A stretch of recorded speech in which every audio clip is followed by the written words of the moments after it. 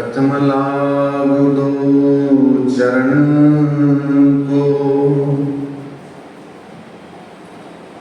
धनी ए ना छोड़ायो किन,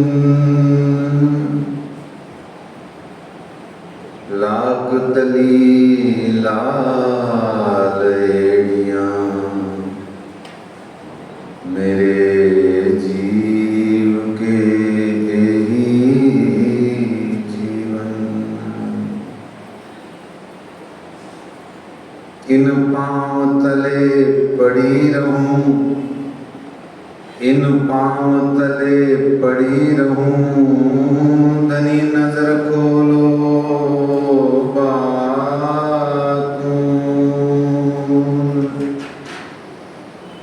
पलना बालूं निरखूं नेत्रे मेरे जीव के यही जीवन, मेरे जीव के यही जीवन। कदमों लागू करूं सेजदा, पकड़ के दो पाए, हुक्म करत है मासूक, बीच आशिक के दिल आए। मासूक तुम्हारी अंगना, तुम अंगना के मासूक,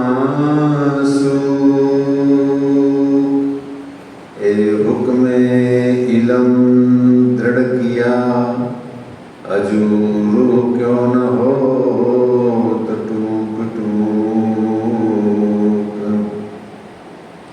अजूरू क्यों न हो तो टूक टूक। वंदो सद्गुरु चरण को, करूं सो प्रेम प्रणाम, अशुभ हरण मंगल करण श्री देवचंद्र जी नाम। श्री प्राणनाथ निज मूलपति, श्री में राज सुनाम, तेज कुंवर श्यामा जुगल जी को पल पल करूं प्रणाम, पल पल करूं प्रणाम। बोलिए श्री प्राणनाथ प्यारे श्री कृष्ण कन्हैया लाल की जय, श्री निजानंद स्वामी की जय, श्री बैजूराज महारानी जी की जय, श्री महाराजा छत्रसाल की जय, महामती श्री लालदास जी महाराज की जय, बाबा दयाराम साहेब जी की जय, सद्गुरु श्री राम रतन दास जी महाराज की जय, परमहंस श्री चरण दास जी महाराज की जय, परमहंस श्री हरिदास जी महाराज की जय, सद्गुरु श्री जवाहरदास जी महाराज की जय, सर्व सुंदर साथ की जय।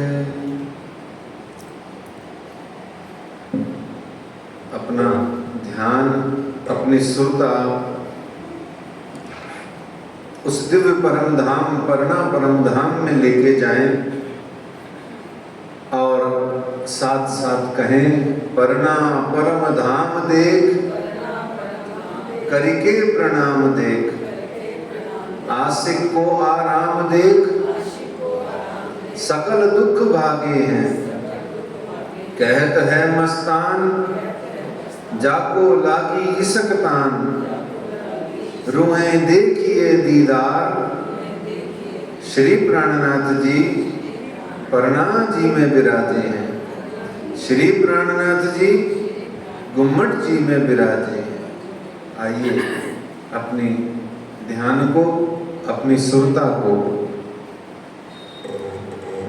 हम सब श्री बैजूराज महारानी जी के चरणों में ले जाएं और धीमे धीमे बढ़िया बढ़िया पीछे पीछे गाएं।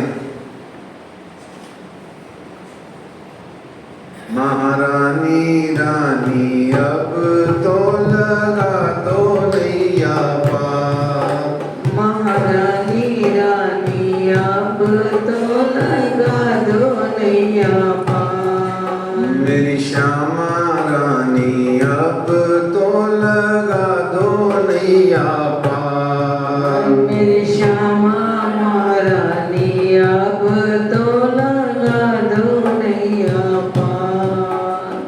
मांगत भीख कृपा की केवल, मांगत भीख कृपा की केवल, मांगत भीख कृपा की केवल, मांगत भीख कृपा की केवल। खड़ी हूँ तुम्हारे द्वार, खड़ी हूँ तुम्हारे द्वार। महारानी रानी अब तो लगा दो नैया पार, मेरी श्यामा रानी अब तो लगा दो नैया पार। रस तन हसमुख सुनो बीनती, रस तन हसमुख सुनो विनती, रस तन हसमुख सुनो बीनती, रस तन हसमुख सुनो विनती। अपने निज दरबार, अपने निज दरबार। महारानी रानी अब तो लगा दो नैया पार, मेरी श्यामा रानी अब तो लगा दो नैया पार। कहूँ नाही कृपाल किसी से, नाही कृपाल किसी से, कहूँ नाही कृपाल किसी से, नाही कृपाल किसी से। दर्शन दयो एक बार,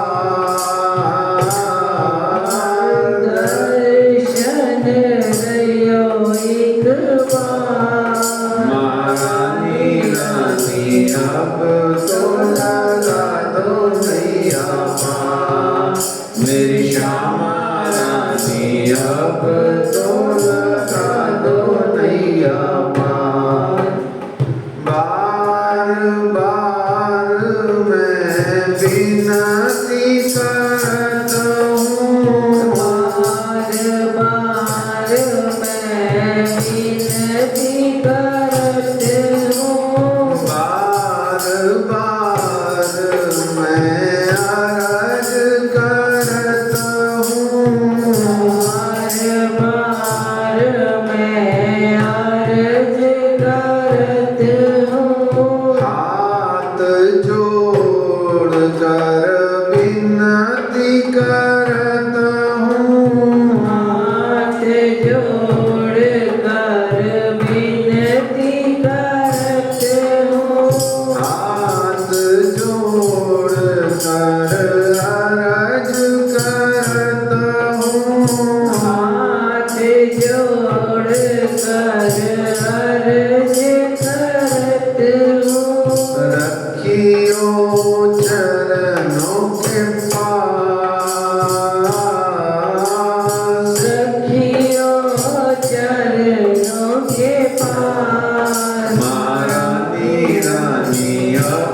तो लगा दो नैया पार, मेरी श्यामा रानी अब तो लगा दो नैया पार, मेरी राधे रानी अब तो लगा दो नैया पार, मेरी बैजू रानी अब तो लगा दो नैया पार। श्री श्यामा महारानी जी की जय। सुंदर साथ जी, आज बीतक का चर्चा कथा का 26वां दिवस है और इस 26वें दिवस में आज हम श्री श्यामा जी महारानी जी के चरणारविंद तले श्री कृष्ण प्रणामी मंदिर जयपुर की धरती पर यहाँ विराजमान है। दिनांक 3 अगस्त सन 2023 आज बृहस्पतिवार गुरुवार है और हम महामती श्री लालदास जी महाराज जी के मुखारबिंद से बीतक साहेब जी की चर्चा कथा का श्रवण कर रहे हैं। मेड़ता में हमने जाना था कि कतेब पक्ष जुड़ गया। राजा राम जी की बिटिया ललिता का उद्धार हुआ, वो कुरूप से रूपवती हुई। फिर वहां से कतेब के बाद में आप औरंगजेब को जगाने के वास्ते दिल्ली की तरफ आए, गोकुल मथुरा आगरा होते हुए। यहां से कुछ दिन रह करके आप शाहजहांपुर गोड़िया में गए और फिर उसके बाद हमने श्रवण किया सूरत के लक्ष्मीदास जी पर जो उपली दृष्टि भई जोर वाला प्रसंग। वहां से आप आज हरिद्वार पधार चुके हैं। आज विक्रमी संवत 1735 चल रहा है। आइए आगे के प्रसंग में हरिद्वार की आनंद को प्राप्त करने के लिए हम महामती श्री लालदास जी महाराज जी की गुमटी में जाते हैं। देखो गुम्मट साहेब का और गुमटी अंगनाओं की, वो गुम्मट में रहते हैं, ये गुमटी में रहते हैं। वो साहेब है, ये उनकी अंगना है ना। तो ऐसे उनकी गुमटी में चलते हैं और उनको प्रार्थना करते हैं आए विराजे, अपनी मति अनुसार हमारी मति में वो चर्चा कथा की भावना को प्रेषित करें, हमारे योग्यता के आधार पर। श्री महामत कहें साथ जी, बया चर्चा का वक्त,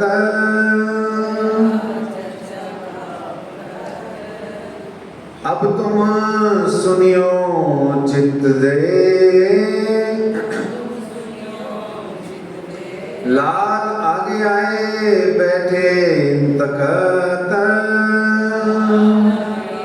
लाल आगे आए बैठे तखत, महामती श्री लालदास जी महाराज की जय। मास एक इत रहे फिर चले हरिद्वार, आए हरिद्वार में ताको बहुम विस्तार। महामती लालदास जी कहते हैं विक्रमी संवत 1735 चल रहा है और अब हम थोड़ी सी आवाज तेज कर दो, एक जरा। विक्रमी संवत 1735 चल रहा है और अभी हम धाम पन्ना से 5 वर्ष दूर हैं और हमको ये 5 वर्ष की यात्रा आज कल और परसों में करनी है। ठीक है, नहीं ज्यादा हो गई। आज कल और परसों में हमें करनी है और जिसमें से कल हमारी मजल जो है, समय जिसे कहेंगे, वो भी कम हो गया। ये 7वां दिन हमें चोट पड़ेगी जब हमारी मजल इस 26 दिन की बीतक में 7 दिन हमारी ये जो मजल समय है, इस पर जो माया ने जो भी कुछ किया वो सब राज्य का हुक्म है, पर ये जो भावना की बात है।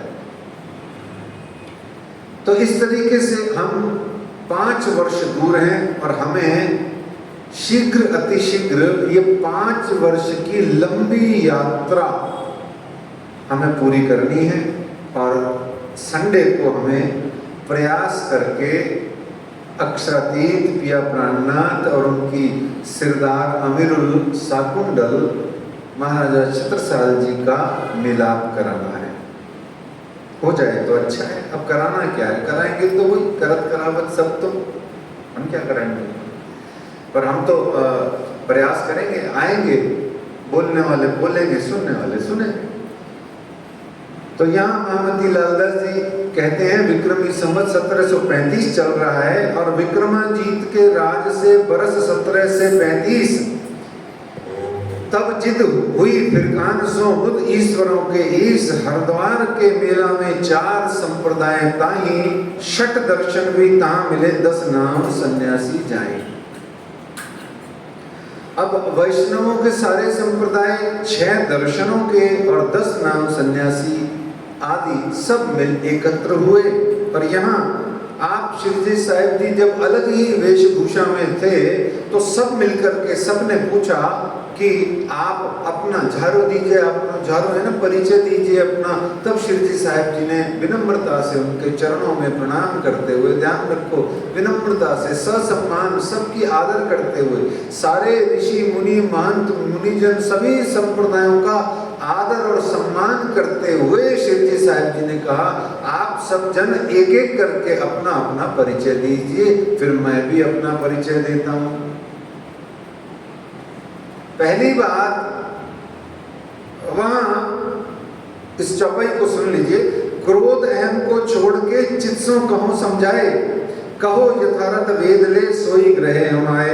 आप अपने अंदर का क्रोध अहम छोड़ करके हमें समझाएं, बताएं, अपने अपने मत का जो भी भाव है वो हमें बताएं। यहाँ भी हमारे ही संप्रदाय के कुछ एक लोग बड़ी अजीब सी बात जोश में कह जाते हैं, बड़े जोश आ जाता है कहते समय और भूल जाते हैं कि हम पर असर क्या होगा छोटे छोटे हम साधारण लोगों के मस्तिष्क में। कोई शास्त्रार्थ नहीं हुआ, जिसको शास्त्रार्थ हम समझते हैं वो नहीं हुआ। अक्षरातीत इस संसार में किसी की गर्दन काटने नहीं आते हैं, अक्षरातीत इस संसार में किसी को मारने पीटने नहीं आते हैं, अक्षरातीत किसी को इस संसार में छोटा बनाने नहीं आते हैं। अगर अक्षरातीत इस संसार में किसी को छोटा बड़ा करने या किसी को हराने हुराने आएंगे तो अक्षरातीत ही नहीं रह जाएंगे। सिंपल सी बात है। क्या अक्षरातीत भी साधारण से देवी देवताओं और भगवानों के अवतार की भांति क्या इस संसार के ही 14 लोग ब्रह्मांड के गुड़ुम गुड़ुम काम करने के लिए आए हुए हैं? विचार करो, हम अपनी अल्प बुद्धि से अक्षरातीत की परम पावन सर्वोच्च लीला को भी कितना निम्न, छोटा और हल्का बना देते हैं। क्यों? हम खुद ही इतना सा सोच पाते हैं। तो शास्त्रार्थ नहीं हुआ जो हम सोचते हैं, लेकिन शास्त्रार्थ हुआ।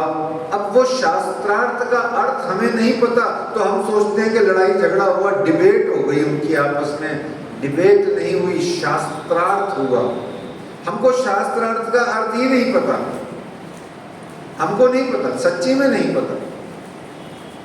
और मैं भी जब 21वीं बीतक की ये सेवा धनी धाम मुझसे ले रहे हैं, 5, 7, 8वीं तक तो मुझे ही नहीं पता था शास्त्रार्थ का मतलब क्या होता है। मैं भी यही समझता रहा कि भाई कोई चलो जंग छिड़ रही है ज्ञान की, अरे बताओ तो भला अक्षरातीत के पास में फुर्सत धरी है कि अपने ज्ञान को लेके डोलता रहे, ए लो जी मेरा ज्ञान देखो सबसे बड़ा है, सबसे बड़ा है, सबसे बड़ा है। ये क्या पागलपन की हम कहानी लगा लेते हैं सुंदर साथ जी। सोचो, ये हमारी मति से नहीं चलती। अक्षरातीत की मति वो अलग ही चीज है। अगर अलग क्या, अगर उसकी मति हमारी समझ में आ जाए तो हम अक्षरातीत से 1 नंबर आगे नहीं हो गए या उसके लेवल के नहीं हो गए। सिंपल सी थ्योरी है। भाई यदि प्राणनाथ जी की बुद्धि आपकी समझ में आ रही है तो या तो आप प्राणनाथ जी के समकक्ष समतुल्य इक्विवेलेंट हैं, और नहीं है तो उनसे एक नंबर बड़े हैं, क्योंकि समझ में आ रहे हैं आपको। बहुत सिंपल सी बात। तो इस तरीके से शास्त्रार्थ का अर्थ समझना जरूरी है। शास्त्रार्थ का संधि विच्छेद कीजिए। जो यहाँ पढ़े लिखे टीचर्स हैं या जो भी बच्चे पढ़े लिखे हैं वो सोचो, शास्त्रार्थ का संधि विच्छेद क्या होता है? शास्त्र घन अर्थ, शास्त्र का अर्थ, या शास्त्र, इसको दूसरे तरीके से भी ले सकते हैं, शास्त्र के लिए या शास्त्रों के लिए, बस इतना सा अर्थ है। अब इसमें लड़ाई झगड़ा कहाँ है ज्ञान का? ज्ञान के डंडे लेके कौन लड़ रहा है? कोई भी नहीं लड़ रहा। हमारी अल्प बुद्धि लड़ रही है। हमारे मन में ये आ रहा है कि हमारे धनी धाम आए हरिद्वार में और आकर के सारे संप्रदाय के लोगों को हरा दिया, ऊंचे हो गए। अच्छा, हराने से ऊंचे हो जाते हैं? सोचो, कोई आए आपको हरा दे तो क्या वो ऊंचा हो गया?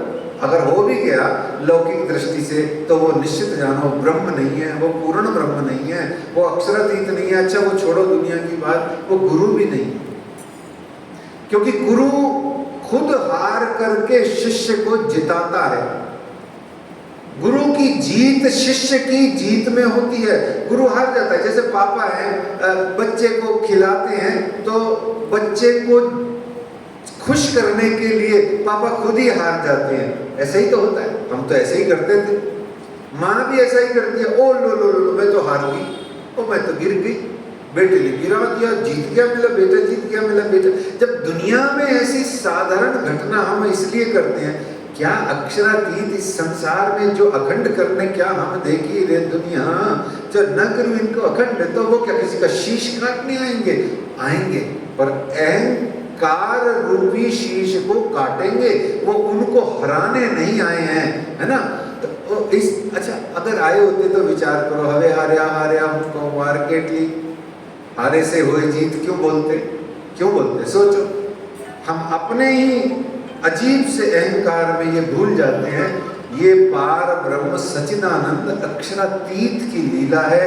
एक सांसारिक बातें नहीं हो रही है सुंदर साथ जी, इसलिए जोश में आके होश नहीं खोना है।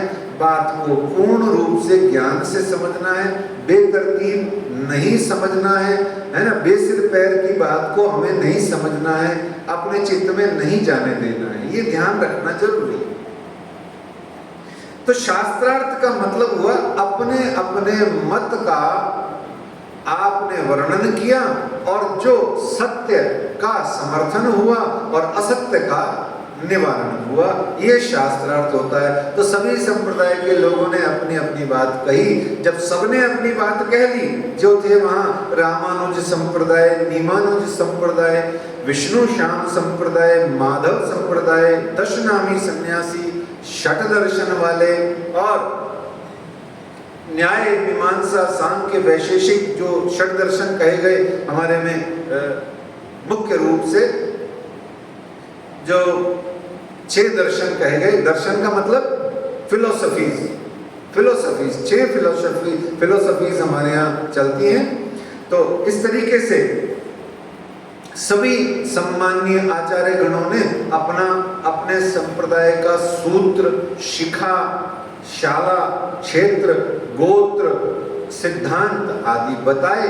तो इस प्रकार से श्री जी ने अत्यंत विनम्रता पूर्वक सबके सम्मान की रक्षा करते हुए, बिना किसी की भर्त्सना, निंदा, उपहास या किसी को छोटा सिद्ध करते हुए, बार बार ध्यान रखना सुंदर साथ जी, ब्रह्म सृष्टि या प्राणनाथ जी या अंगना या साधारण सुंदर साथ वही होता है जो किसी को छोटा नहीं मानता, किसी को छोटा नहीं करता, किसी की निंदा नहीं करता, किसी की भर्त्सना नहीं करता, किसी का उपहास नहीं करता, किसी का भी मजाक नहीं उड़ाता। सबके लिए उसका दिल उतना ही खुला होता है, जितना वो अपने लिए भला चाहता है उतना सबके लिए होता है। आज उसका साबुत नमूना है कि हमने इसको छोटा कैसे किया है। हमारे प्रणामी मंदिरों में एक भी ऐसा नहीं आता जो प्रणामी नहीं है। ये हमारी ही गलती है, आज भी, पीछे भी, आज भी और आगे भी ये गलती रहेगी। जब तक माइंड में से एक ये नवज कटेगी नहीं कि हम सबसे ऊंचे हैं। हम ऊंचे नहीं हैं, बार बार ध्यान रखो, हम ऊंचे नहीं हैं। हमारा शास्त्र ऊंचा है, हमारा संप्रदाय ऊंचा है। हमारे संप्रदाय में जो हमारे दो हाथी हुए निजानंद स्वामी और शिवजी साहब जी, वो सबसे ऊंचे हैं। इसमें गौरव कीजिए, गर्व कीजिए। हम ऊंचे हैं और ये छोटे हैं, यहाँ हमारा जो है पूरा बेड़ा गर्क कर लेते हैं हम अपना ही। और इसीलिए आज श्री निजानंद संप्रदाय गोलमोल गोलमोल है। जो जैसा है जैसा बोलता है, जो जैसा है जैसा सुनता है, जो जैसा है जैसा वाणी के अर्थ निकालता है। क्यों? क्योंकि हमारी यूनिफॉर्म पॉलिसी ही नहीं है कोई, है ना। तो इस तरीके से हमको कम से कम ये एक पॉलिसी जरूर बनानी चाहिए कि हम किसी की बुराई नहीं करते, हम किसी की निंदा नहीं करते, हम किसी की धूल मिट्टी नहीं उड़ाते। बहुत ध्यान से रखो। जैसे कल परसों भी आपसे निवेदन किया था, मान लो किसी की टोंट मारने की आदत है, बात बात में टोंट मारता है, वो आदमी बात ही नहीं ढंग से करता, पहले उड़ाता रहता है, धूल उड़ाता रहता है, टोंटे मारता है। तो हम क्या करते हैं, हमें उस आदमी से कट जाते हैं। वो कहते हैं अब फिर आपस में क्या बात, वो छोड़ो यार, वो तो बात ही ऐसी करता है, जब देखो टोंट मारता रहता है। ऐसे बोल के हम उसको क्या करते हैं, साइड में कर देते हैं। ऐसे ही लोगों ने हमें साइड में किया हुआ है। ये परिणामी लड्डू तो खाते नहीं है हमारे मंदिर का, देखो मुंह पे मना कर देते हैं। आते और नहीं है मंदिर हमारे, दूसरे आस पड़ोस के मंदिर। भाई क्या दिक्कत है आपको जब अपने पड़ोसी जो नॉनवेज खाता है, जो दुनिया भर का पता नहीं क्या क्या आदि इत्यादि कर्म कर लेता है, हम उसके घर जाके बड़े खुश हो जाते हैं। ये शिव जी के मंदिर में, हनुमान जी के मंदिर में ऐसे ही घूमने फिरने, सैर सपाटा, टूरिस्ट प्लेस में जाने में क्या दिक्कत है? सोचो आप, सच्ची में बता रहा हूं मैं, इस चीज को गौर कीजिए। आप औरत बेअतबार, जो राज्य ने वाणी में कहा, नहीं सिद्ध होगे किसी भी प्रकार से। किसी भी मंदिर का प्रसाद पा करके आप औरत बेअतबार नहीं होगे। ये तो आपके मन में शुरू से ही अजीब अजीब कट्टरता ठूंस दी गई है, ये ठूंस दी गई है, निरर्थक है ये।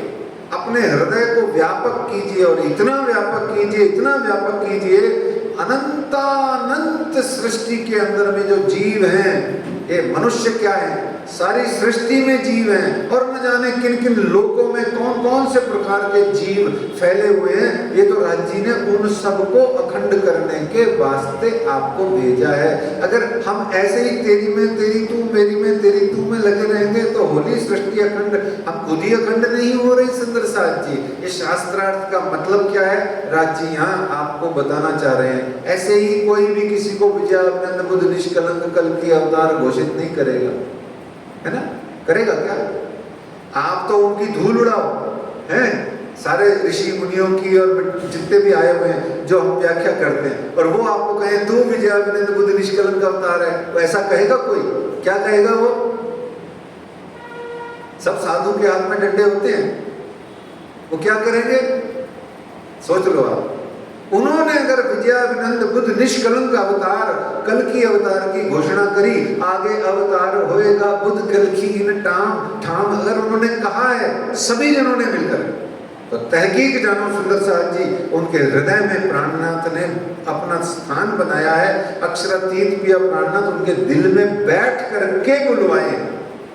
सही है बात? बिल्कुल हाँ जी के ना जी, है ना। तो ऐसे में शास्त्रार्थ में राज्य ने किसी को हराया नहीं।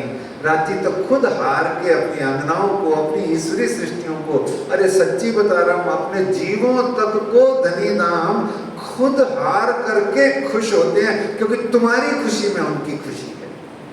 देखो आपको उन्होंने बनाया ही इस वास्ते है कि वो खुश हो सके। हाँ, एको हम बहुत श्याम, परमात्मा तो सच्चिदानंद है, उनको किसी की जरूरत नहीं है, पर फिर भी लीला के वास्ते उन्होंने ये सब बना दिया। किस लिए?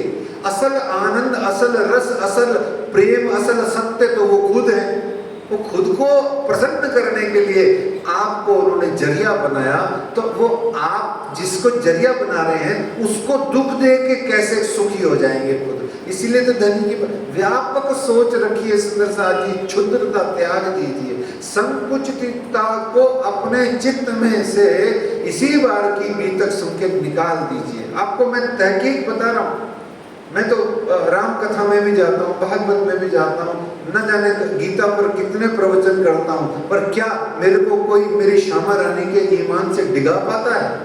मैं इतना रामचरितमानस का वर्णन करता हूँ, हनुमान जी का मेरा फेवरेट कैरेक्टर है, मैं इतना बोल सकता हूँ हनुमान जी पे कि 4 घंटे चुप नहीं हूँ जब तक मेरी कमर दर्द नहीं हो। तो क्या मेरे को कोई श्यामा जी के मेरे ईमान से डगा पाया? मैं पूरे भारत में श्यामा जी के नाम से जाना जाता हूँ। आज जो जो मुझे भारत में जानते हैं सुंदर साहब, वो सब श्यामा जी के नाम से जानते हैं। तो कौन डिगा पाएगा आपको अपने ईमान से? कहीं चले जाओ। अच्छा, जैसे जाते भी हो ना आप इधर उधर घूमने घामने कहीं दूसरे नगरों शहरों में, तो क्या मंदिरों को, जो बड़े बड़े मंदिर होते हैं, देखने नहीं जाते? और वहां पर जाकर के क्या उनके बाहर में जो चाय नाश्ता पकौड़ी चाट बन रही होती है वो खाते नहीं हो? तो फिर क्या प्रॉब्लम होती है? हमारे मंदिर में इसीलिए लोग नहीं आते। क्यों? हम श्री जी साहब जी की जैसी सोच नहीं रखते। निश्चित कीजिए, आज प्रण लीजिए कि हम भी जाएंगे, हम सबको बुलाएंगे, सब हमारे हैं, हम सबके हैं, और हम सब मिलकर के एक होके रहेंगे। यही तो सनातन हिंदू वैदिक धर्म की विचारधारा है। सबका होए के रहियो, सबके साथ रहियो, सब हिल करके रहियो। तो इस तरीके से ये हरिद्वार का प्रसंग इतना प्यारा है। यहाँ फिर आप श्री जी साहब जी ने अपनी संप्रदाय पद्धति का वर्णन किया। आइए कुछ 2, 4, 5 संक्षेप में उसको हम समझते हैं। वैसे हमको सबको पता है, पर फिर भी हम समझते हैं और आगे बढ़ते हैं। इसको श्रीमन निजानंद संप्रदाय पद्धति अवश्य कहा गया, परंतु यह पद्धति थोड़ी सी अपूर्ण है।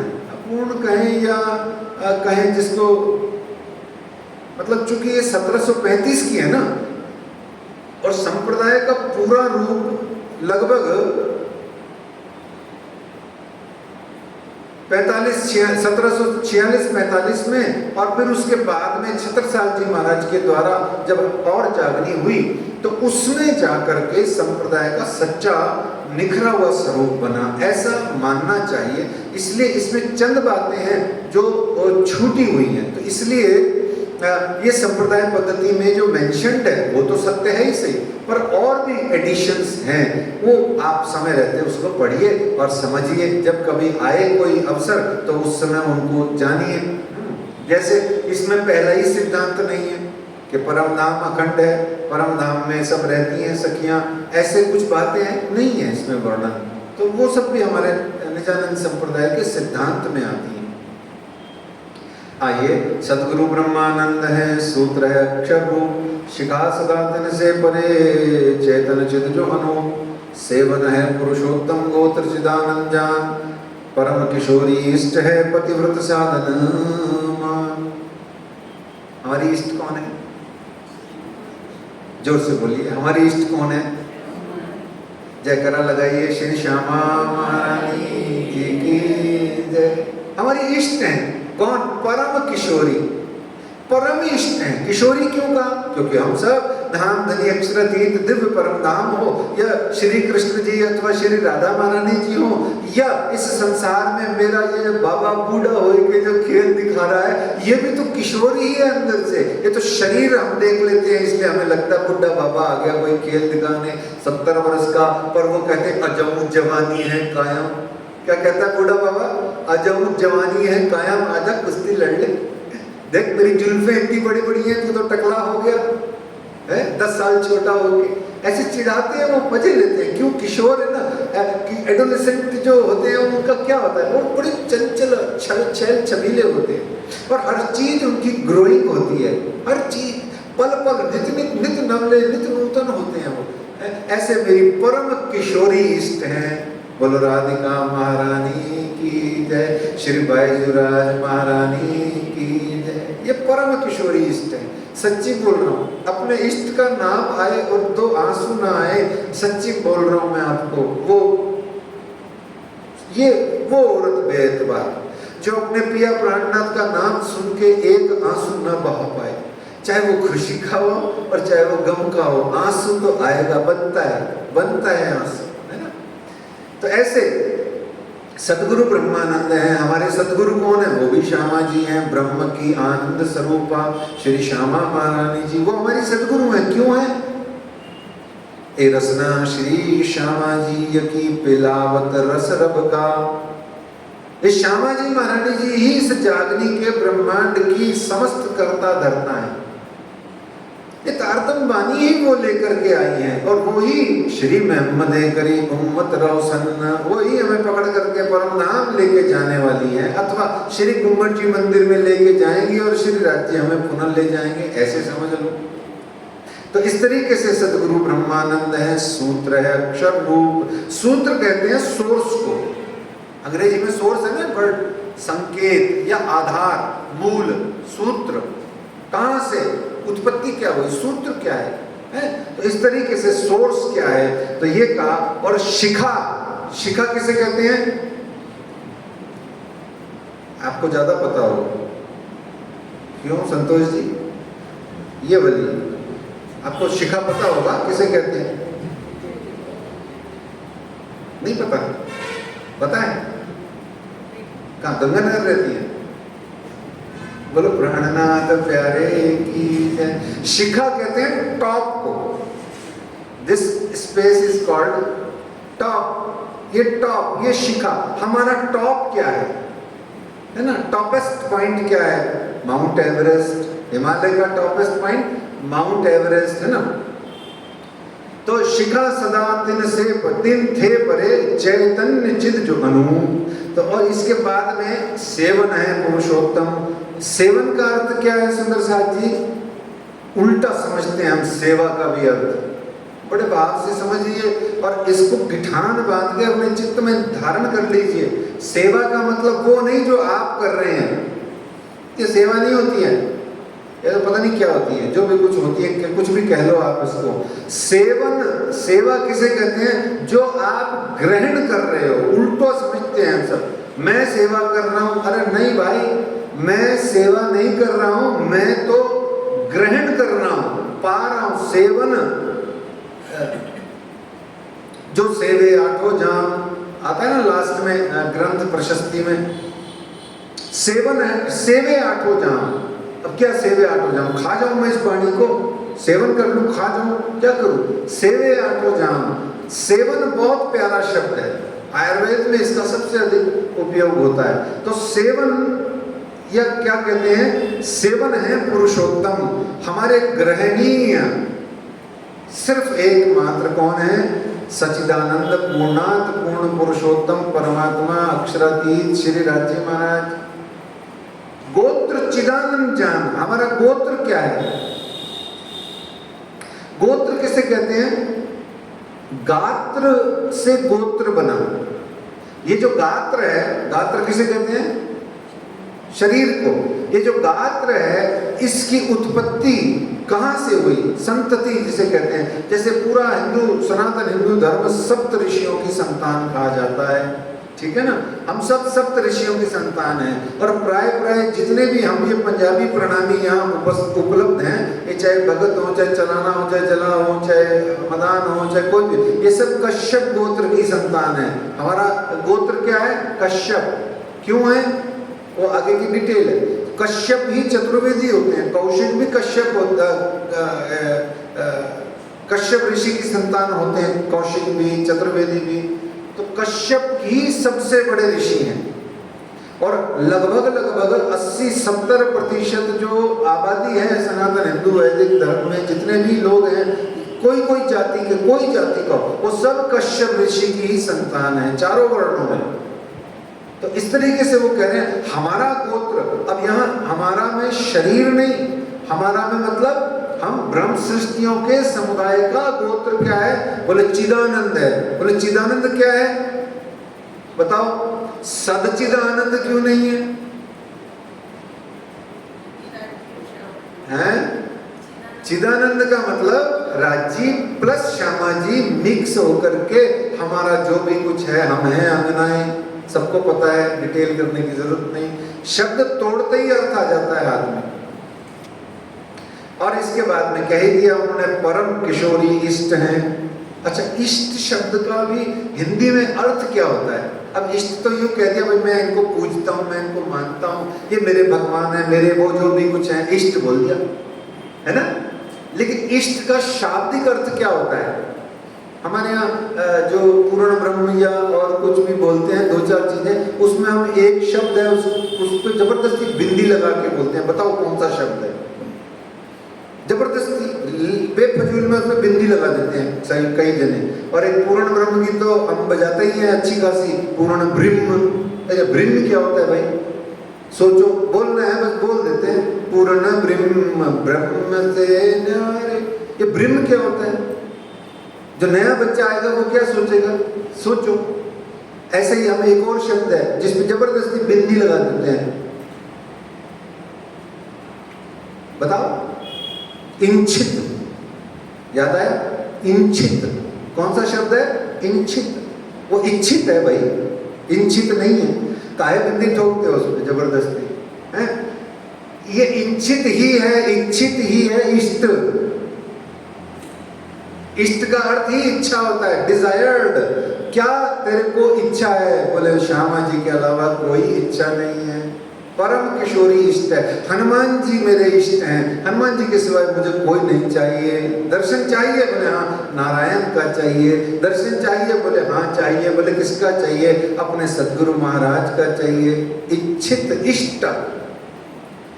तो इष्ट जब निर्धारित हो जाता है तो फिर उससे संबंध निर्धारित होता है, और फिर जब उससे संबंध बन जाता है तदनुसार आपकी साधना चलती है। तो जैसे ही श्यामा जी मेरी इष्ट हैं तो मैं उनकी सखी ऑटोमेटिक हो गई, क्योंकि श्यामा में माँ तो है पर श्यामा माँ नहीं है, देवी देवता नहीं है वो। और परम धाम में आपको अनेक बार समझा दिया, पति पत्नी का कोई रिलेशन नहीं है, लेना देना भी नहीं है पति पत्नी। पति पत्नी का वर्ड आते ही परम धाम क्रॉस हो जाता है पूरा, वहां कुछ नहीं है लेना देना। पति पत्नी कोई मतलब नहीं है वहां। प्रियतमा और प्रियतम का, आशिक और मासूक का प्रोग्राम है वहां पर। जैसे इस संसार में आशिक मासूक होते हैं, लड़का लड़की, ऐसे उस परम धाम में भी आप चाहो तो कंपैरिजन करके कुछ सोच समझ सकते हो। और पति पत्नी में प्यार नहीं होता है, पति पत्नी तो एक संबंध होता है। तो ऐसे ही हमारा संबंध क्या है? राज्य से हमारा संबंध प्रियतमा और प्रियतम का है, और श्री श्यामा जी हमारी कौन है? हेड, सिरदार, पटरानी। हम सब रानी, वो सब पटरानी, वो पटरानी जी, ठीक है, ठकुरानी जी। इसलिए तो ठकुरानी कहा हमको, हम सब रानी। तो इस तरीके से युगल किशोर को जाप है श्री राज श्यामा जी, श्री राज श्यामा जी, श्री राज श्यामा जी। जाप का मतलब जपना, 24 घंटे जपना। श्री युगल किशोर को जाप है, जाप है ना जपना, चैंटिंग करना, सारा दिन मन में सोचना। और मंत्र तारतम सोए, और हमारा मंत्र कौन सा है? निज नाम श्री कृष्ण जी अनादि अक्षराती सो तो अब जाहिर भय सब विधि बदन सहित, है ना।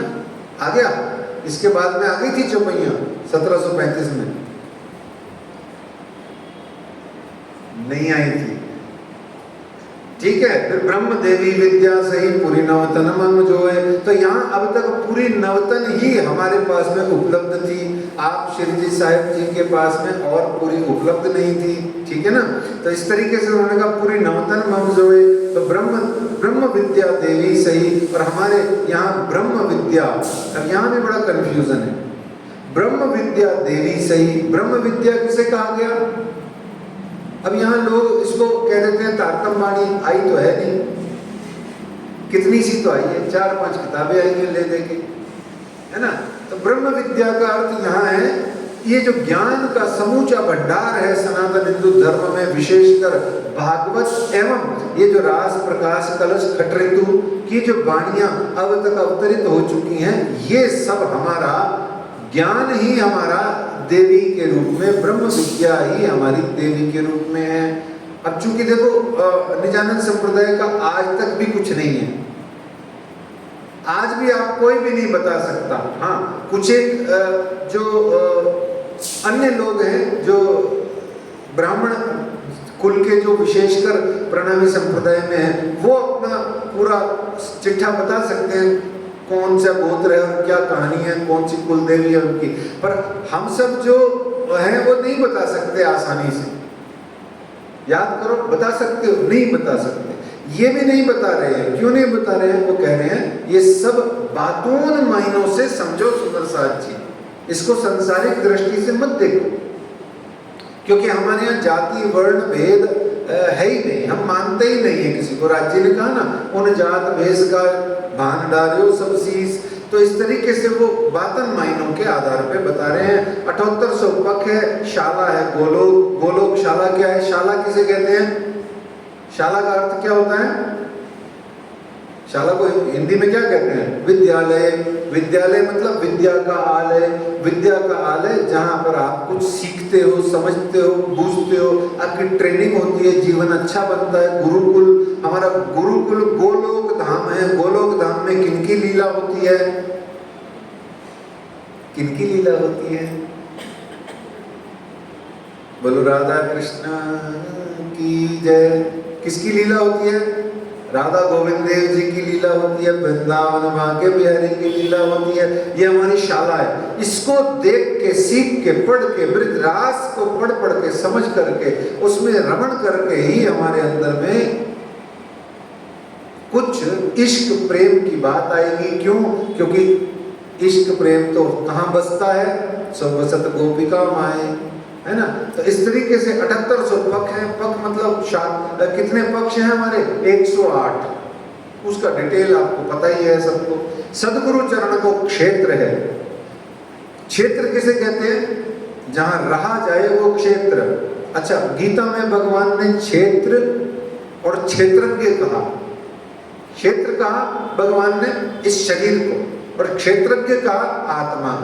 शरीर कहा शरीर को, और शरीरी कहा आत्मा को। देह कहा देह को, और देही कहा आत्मा को। ठीक है। ऐसे ही क्षेत्र, क्षेत्र होता है रहने का स्थान। ठीक है ना। जैसे पन्ना जी में भी एक क्षेत्र है, क्षेत्र कर देते हैं उसका, पंजाबी लोग हैं हम लोग, थोड़ा हमारे मात्रा मुद्रा का चक्कर पड़ता है। तो क्षेत्र कहाँ पे है भैया? वहां तो कहाँ है पन्ना जी में? बंगला जी के यूं कहाँ मैं जाऊँ? थोड़ा सड़क पड़क बता दो। है जी? कार्यालय के बाहर जाने का, उधर सिटी उतर के अंदर वाला झंडा के बाहर वाला? अच्छा, वो जो गेट है, गेट भी एक बना हुआ है, एक वो मेहराब सा बना हुआ है। नहीं, वो तो राज्य के बंगला जी के दरबार में है। आप जो झंडा बता रहे हो, वो झंडा तो एक गेट क्रॉस करके आता है ना सड़क में। उस गेट का नाम क्या है? नहीं पता? नगाड़ खाना, पता है? नहीं पता? नगाड़ खाना दरवाजा कहलाता है ना। तो क्षेत्र भी है, शाला भी है क्या? अच्छा, दोनों एक ही हैं। ठीक है, चलो बोलो पद्मावती पुरी धाम की जय। बहुत सुंदर, अच्छी बात है। तो सुख विलास माहे नित्य वृंदावन। हमारे को सुख विलास, अभी आपको 2 दिन पहले भी बताया था, दौलत पूरी जोड़ लेना, ढेरों ढेर जोड़ लेना, इतना जोड़ लेना कि पागल हो जाना, पैसे के ऊपर लेट के सोना। करोड़ों की, अब जो 2000 के तो बंद हो गए, 500-500 की गड्डियां बिछा के बेड पे सो जाना, उसके ऊपर कुछ भी कर लेना, सुख नहीं मिलेगा। सुख 2 ही कारण से मिलता है, बड़े ध्यान से सुन लेना, जीवन भर काम आएगा। 15,000 कमाने वाला मजदूर 15 करोड़ कमाने वाले व्यक्ति से 1500 गुना ज्यादा सुखी होता है। सुखी, हाँ, बेचारे के पास सुविधा नहीं होती है। वो के पास टुक टुक वाला मोबाइल होता है जिसमें 50 रुपए डालो तो वो चलता है। सेठ के पास में 2.25 लाख रुपए वाला फोल्डिंग वाला मोबाइल होता है। कोई फर्क नहीं पड़ता, टूटा तो वही होती है, बात तो वही होती है। बात को समझना क्या है, सुख कैसे मिलेगा। सुख सुंदर साथ जी 2 ही कारण से मिलता है। या तो आपके प्रारब्ध में लिखा हुआ हो, सुख मिलेगा तो मिलेगा, या तो आपका प्रारब्ध पूर्व जन्मों का चल रहा है तो सुख मिलेगा।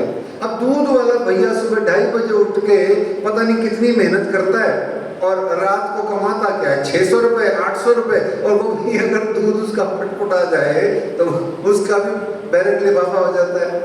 लेकिन एक व्यक्ति सिर्फ आधा मिनट एक फोन पे हेलो, हाँ, okay, done, the contract is signed, उसको बच गए 5 करोड़ रुपए।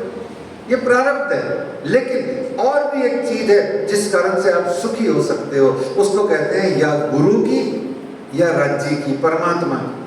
या गुरु की या परमात्मा की सीधी तुझ पर कृपा हो जाए तो फिर ये तेरा प्रारब्ध पूर्वोक्त सब कट जाता है और तू डायरेक्ट सुखी हो जाता है। हमारे सनातन हिंदू वैदिक धर्म में हम परमात्मा के पास में दो ही कारण से जाते हैं, पता है आपको? दो ही कारण से जाते हैं। अभी हम प्रारंभ में प्रार्थना भी गाते हैं, सकल दुख भागे हैं, प्रणाम परम धाम देख करके प्रणाम देख, आशिक को आराम देख, सकल दुख भागे हैं। सकल का अर्थ क्या होता है? ग्रॉस। सकल मीन्स ग्रॉस।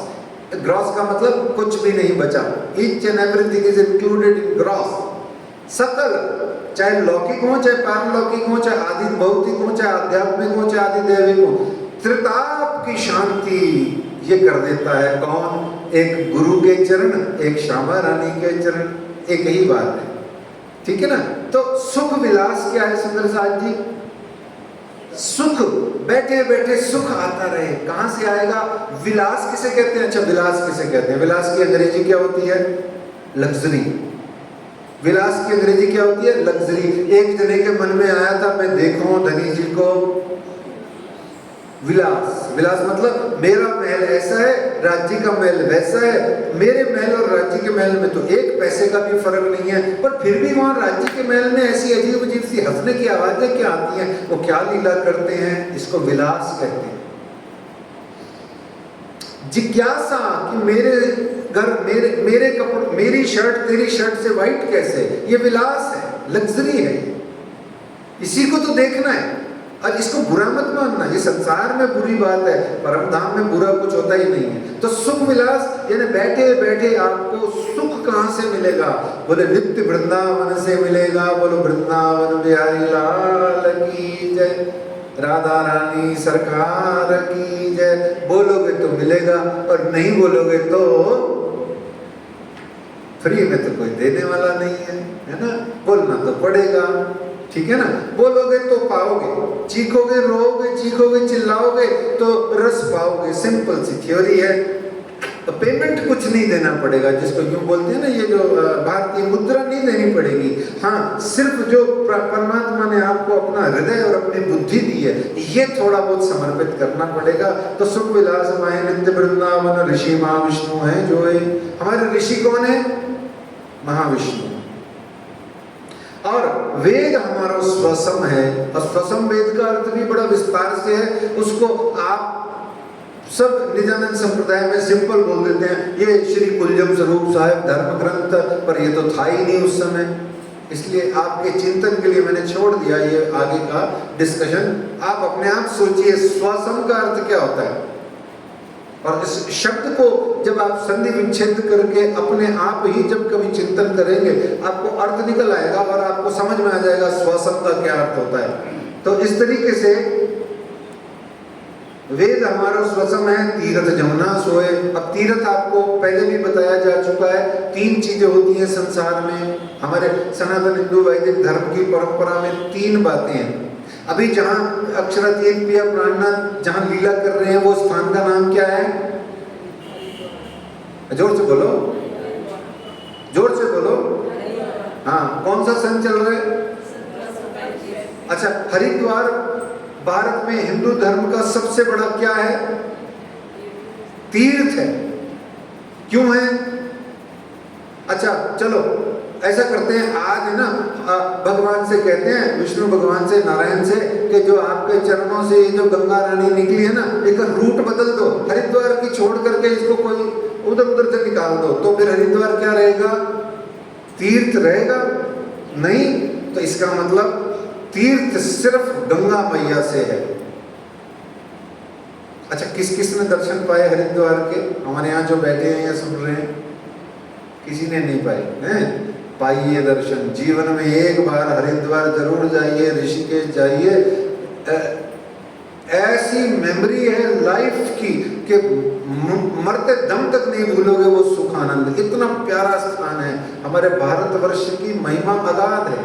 तो इस तरीके से तीर्थ इसलिए कहा गया, सिंपल सी, तार्यति इति तीर्थ। संस्कृत में क्या कहते हैं? तार्यति इति तीर्थ। तीर्थ किसे कहते हैं? जो आपको तार दे। अच्छा, यूनिवर्सिटी में मैंने जहाँ स्विमिंग सीखी थी उसका नाम क्या है? तरणताल। क्या है उसका नाम? तरणताल।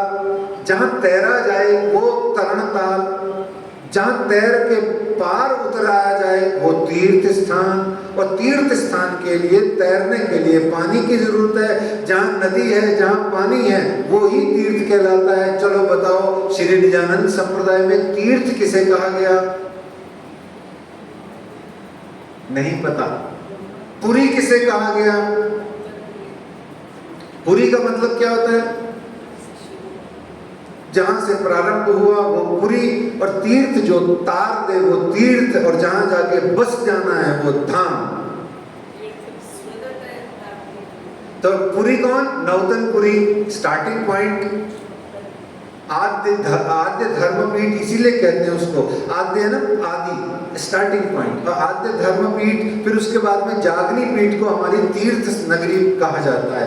वहाँ क्यों कहा जाता है? हमने किसी ने जाते हैं सूरत, पता नहीं क्या क्या करके आ जाते हैं। सूरत मंदिर से सड़क टप के उधर जाओ, सामने नदी है, तापी नदी, इतनी बड़ी, पागल हो जाओ देख करके। ये बस मेन रोड सूरत की पार करो मंदिर की चौकी से, और आप उधर जाओगे वो तापी नदी है सामने। पर हम जाते नहीं है, मंदिर में ही मस्तियां करते रहते हैं। चलो वो भी बहुत अच्छा है, पर जाया करो, देखा करो। तो इस तरीके से धाम कौन सा है? जहाँ जाके बसना है। तो इस तरीके से अभी यहाँ ये परम धाम में जो श्री जमुना जी महारानी जी हैं, उसको कह रहे हैं तीर्थ जमुना सोए। ठीक है ना? जिस तीर्थ को करने के बाद में इश्क ही इश्क मिलता है, प्रेम ही प्रेम हृदय में आ जाता है, अखंड प्रेम हृदय में आ जाता है, वो हमारी यमुना जी महारानी जी हैं। अच्छा, गोलोक में भी है। चतुष्पाद अक्षर का जो है ना पूरा, उसमें जहाँ जहाँ रास लीला है वहाँ वहाँ ये यमुना महारानी जी विराजमान है।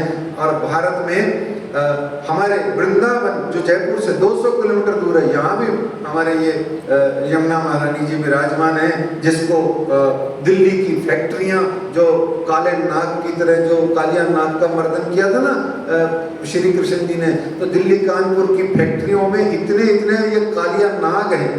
आज उन्हीं के घरों में ये यमुना महारानी जी विकराल रूप धारण करके घरों में से निकल के आ रही है। सबके घरों में से बाढ़ आ रही है, चलना फिरना दूभर हो रहा है। क्यों? क्योंकि इसी यमुना महारानी जी को इन्हीं लोगों की फैक्ट्रियों ने दूषित किया हुआ बेदर्दी से। देखो आज देखो क्या हो रहा है, पलट के बाहर होता है अपने आप। तो इस तरीके से तीर्थ यमुना महारानी जी इस तरीके से इतने प्रकार की हैं, ये बताना था। तो इस तरीके से शास्त्र श्रवण श्री भागवत, जो कोई श्री निजानंद संप्रदाय, श्री कृष्ण प्रणामी संप्रदाय में श्री भागवत जी का श्रवण नहीं करता है, वो श्री धामधनी जी की आज्ञा का उल्लंघन करता है। इसलिए जीवन में आपको श्री तारतम वाणी, श्री बीतक साहेब जी का श्रवण पाठ पारायण मनन चिंतन करने के साथ साथ श्री भागवत महापुराण का भी श्रवण मनन चिंतन पाठ पारायण समय समय पर करते रहना चाहिए। याद रखो, श्रवण करते रहना चाहिए, विशेषकर दशम स्कंद का, विशेषकर दशम स्कंद का। तभी तो आपको शाला और ये सुख विलास और ये सब चीजें आपको मिलेंगी, क्योंकि सब भागवत में ही तो है वो। तो इस तरीके से बुद्धि जागृत को ज्ञान, और जागृत बुद्धि का हमारे ज्ञान का बताया। ज्ञान क्या है? कुल मूल हमारो आनंद है, फल नित्य विहार प्रमाण, दिव्य ब्रह्मपुर धाम है। हमारा धाम कहाँ है? दिव्य ब्रह्मपुर। दिव्य ब्रह्मपुर कहाँ है? दिव्य ब्रह्मपुर किसे कहा गया भाई? 25 पक्ष और 50 करोड़ योजन के परम धाम को दिव्य ब्रह्मपुर कहा गया। तो फिर आगे कहते हैं घर अक्षरातीत निवास। तो क्या अक्षरातीत निवास और परम धाम में अंतर है? हाँ, बहुत सुंदर है ना। कितनी सीढ़ियां हैं? 200 100 बस 100 ही सीढ़ी है, लिफ्ट नहीं है। लिफ्ट नहीं लगवाई हुई है, मन चाहिए बादशाह। बोलो श्री प्राणनाथ प्यारे की। इस तरीके से धनी श्री देवचंद्र जी श्री निजानंद संप्रदाय को प्रकट किया है। हमने आपको बताया, आप हम जैसे आनंद पाते हैं। हे मेरे साधु संतों, ऋषि मुनियों, सभी प्रकार के दशनामी सन्यासियों, आपसे हमारी विनती है, इस परम पवित्र सर्वोच्च ज्ञान को आप भी पाइए। ऐसा उन्होंने हरिद्वार में कहा। बार बार याद रखो, हमेशा याद रखो, पुनः पुनः सुनो। किसी के भी कुछ भी कहने से अपने जीवन की सांसों को, अपने जिंदगी की बुद्धि को, अपने हृदय के प्यार को खराब मत करना, क्योंकि कल हो ना हो, ये जिंदगी मिले ना दोबारा।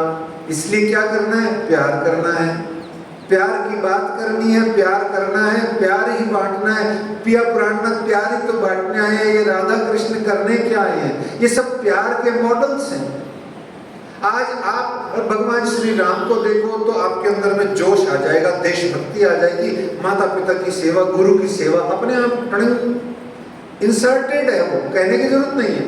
और ऐसे ही राधा कृष्ण का कोई फोटो देख लो, कोई स्वरूप देख लो, कहीं कोई लीला देख लो, कोई पिक्चर में, सीरियल देख लो टीवी में, तो क्या होगा?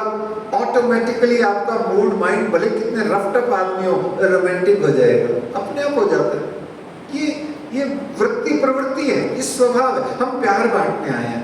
शास्त्रार्थ हरिद्वार में नहीं किया।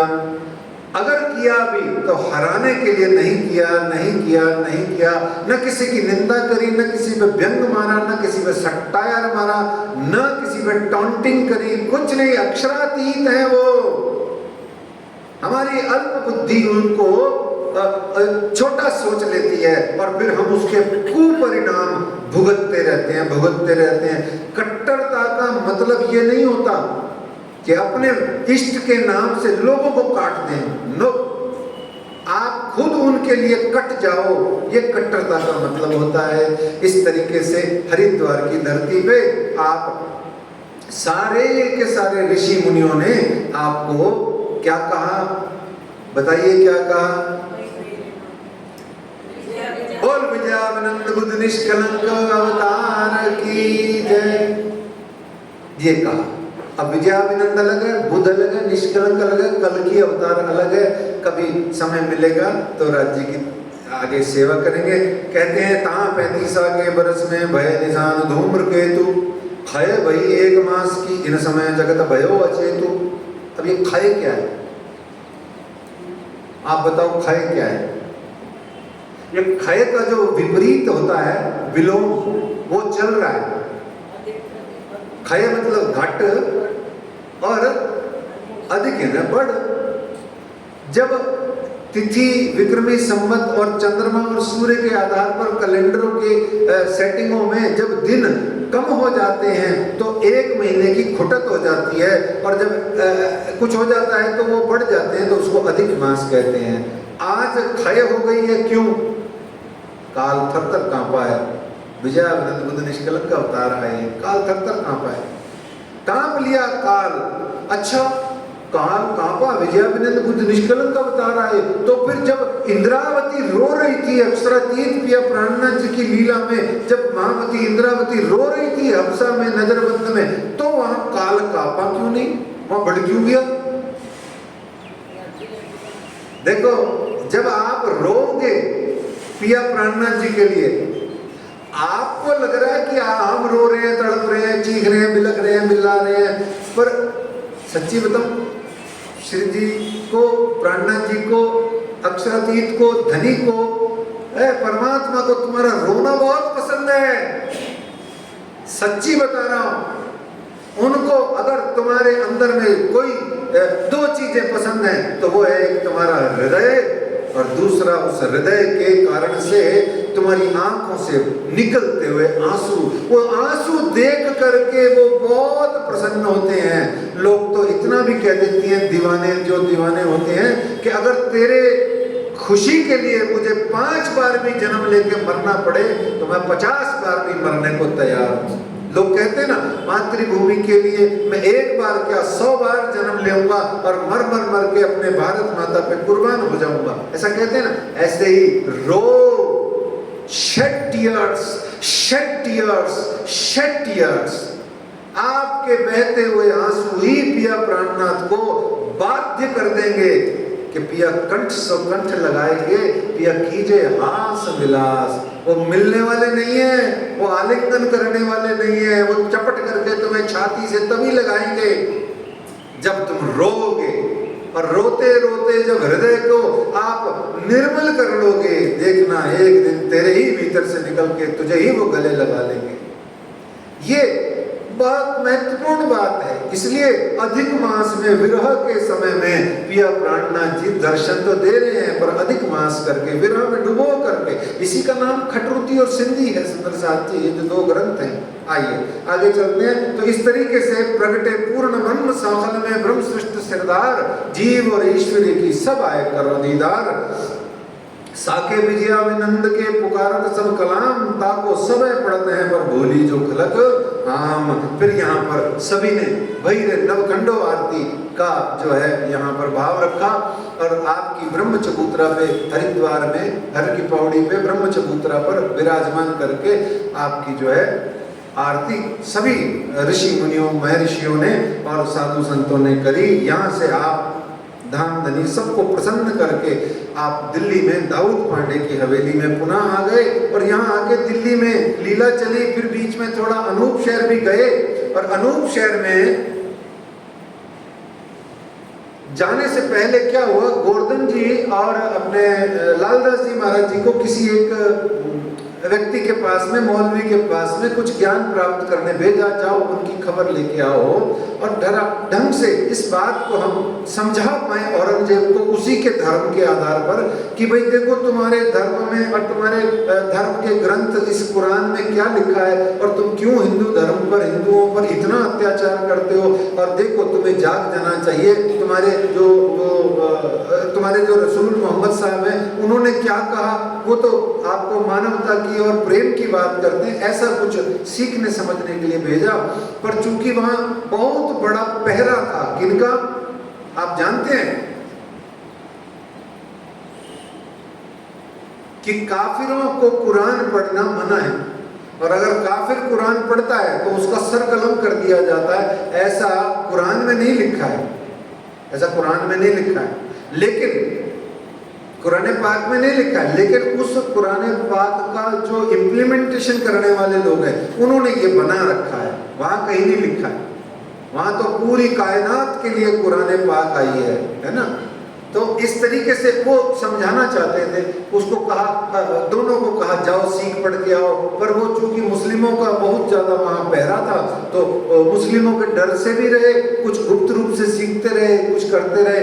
गोवर्धन जी और लालदास जी में आपस में थोड़ा सा मतभेद सा हो गया इस विषय को लेकर के कि भाई ज्यादा डिटेल में जाने की क्या जरूरत है और बहुत ज्यादा सीखने की क्या जरूरत है, चलो बहुत हो गया, जितना सीख लिया आदि इत्यादि। अब उस समय क्या हुआ हमें नहीं पता, हम अपनी मर्जी से कुछ नहीं बोल सकते कि किसने क्या कहा। देखो साफ बात है, जो लालदास जी ने लिखा है वो अपन ने बोल दिया, इसके अलावा हमें कुछ नहीं पता। अब कोई और विद्वान अपनी मर्जी से कहे कि नहीं गोवर्धन जी डर गए तो ये भी गलत है, लालदास जी थोड़ा एक्सेस में निर्भय हो गए, ये भी गलत है। देखो साफ बात है, मेरी मर्जी से कुछ नहीं होता है ना। ये जो बीतक में लिखा है सो लिखा है, जो नहीं लिखा सो भूल जाओ। सो इस तरीके से वहां उनमें आपस में थोड़ा मतभेद हुआ। अब जैसे ही मतभेद हुआ तो वो दोनों के दोनों घर आए, शिवजी साहब जी को उन्होंने थोड़ा बहुत शिकायत करी, एक दूसरे ने अपनी बात करी, तो धामधनी जी को थोड़ा आवेश आ गया। आवेश आते ही उन्होंने इन समय श्री राज को नूर चढ़े हो अति जोर, आप जबराइले जोरा किया, असराफीले किया शोर। आप यहाँ पे बड़ा आप जो है नाराज हो गए और आपको जोश आ गया कि यदि ब्रह्म सृष्टियां जो सारे संसार को जागृत करने के लिए, 14 लोग ब्रह्मांड की जागने के लिए जो इस संसार में प्रकट भई हैं, वो ही आपस में यदि लड़ेंगी तो कैसे काम चलेगा। क्या वो अच्छा ये जो बात गोवर्धन जी और लालदास जी को कह रहे हैं, क्या उनको कह रहे हैं? कहीं ऐसा तो नहीं, हमको तो नहीं कह रहे?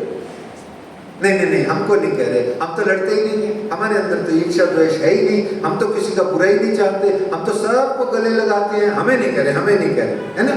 ये वो उन्हीं को कह रहे हैं, लालदास जी और गोवर्धन जी को ही कह रहे हैं, क्योंकि वो तो अभी नई नई ब्रह्म सृष्टियां बनी। है ना, हमें काहे को कहेंगे, हम तो इतनी पुरानी पुरानी पकौड़ियाँ ब्रह्मशिष्टियाँ हैं, हमें क्यों कहेंगे, है ना। बोलो श्री लालदास जी गोवर्धन जी महाराज की, है ना। सीख लेनी चाहिए सुंदर साथ जी, शिक्षा ले लेनी चाहिए, यही तो सिखापन है भीतर की, और क्या है। आपस में ने जिन कोई झगड़ो आप में धनी सबों का है, और ब्रह्मशिष्टियाँ आत्म सौनी एक दी से जुजवी से दी से दे है, एक आत्म है, प्राण अलग अलग हैं, हमारे जीव अलग अलग हैं, हमारे शरीर अलग अलग हैं, आत्मा तो हमारी एक ही है दिव्य परम धाम की। तो ऐसे में वो कह रहे हैं इन समय जो है फिर इन्होंने यहाँ पे डिपार्टमेंट बांट दिए राज्य महाराज ने, कारखाना कागज का एसोपिया लालदास उदयपुर को जावई भीम मुकुंद मोमिन खास, तुम जो उदयपुर जाके जागनी करो, गोवर्धन भट्ट को गया सूरत जाओ तुम, तो इस प्रकार से श्री गोवर्धन भट्ट जी हो गए सूरत के पहले या दूसरे गादीपति, बताओ पहले या दूसरे। हाँ, आरती उतरवाई थी ना गादी पे बिठा के भीम भाई ने राज्य की, तो पहले गादीपति कौन हुए, स्वयं अक्षरातीत पिया प्राणनाथ जी, और दूसरे गादीपति हुए गोवर्धन जी, है ना। तो इस तरीके से आज 17वें गादीपति हैं।